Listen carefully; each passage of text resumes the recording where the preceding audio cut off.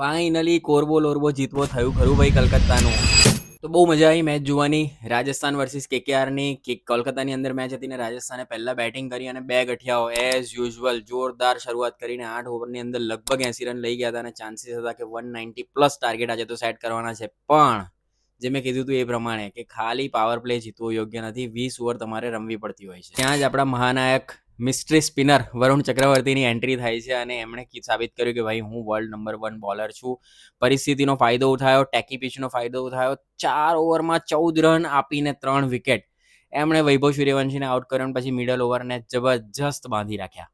એમનો સાથ આપ્યો ઓજી સુનિલ નારાયણ, 26 રન આપીને 2 વિકેટ લીધી. અને એટલું જ ઓછું નહોતું તો Kartik Tyagi, one of the brightest fast bowler in our setup, 22 run આપીને 3 વિકેટ અને મસ્ત વેરિએશન્સ નાખ્યા, વાઇડ યોર્કર્સ નાખ્યા અને કેકેઆર જે 190 પ્લસ જે લાગતું હતું એને રિસ્ટ્રિક્ટ કર્યું ફક્ત 155 રન પર. પણ આ તો ખાલી શરૂઆત હતી, હજુ તો બીજો ફેઝ બાકી હતો.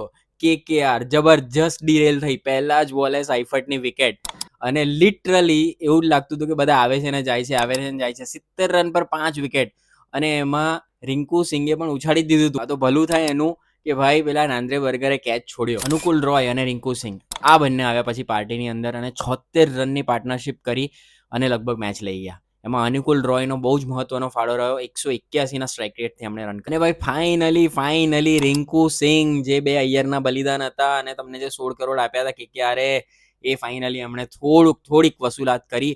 એમણે સુપર્બ અંડર પ્રેશર નોક રમ્યું. 34 બોલમાં 53 રનની અને અંડર પ્રેશર જે લાસ્ટ ઓવર હતી એમાં સરસ પરફોર્મ કર્યું. મારા ખ્યાલથી આરઆર 9 થી 16 ઓવરમાં મેચ હાર્યું. અગેન સેમ વસ્તુ રિપીટ થાય છે, પાવર પ્લેમાં જોરદાર સ્ટાર્ટ થાય છે અને પછી ટીમો ક્રમ્બલ થાય છે. શું છે આનું રીઝન જણાવો મને.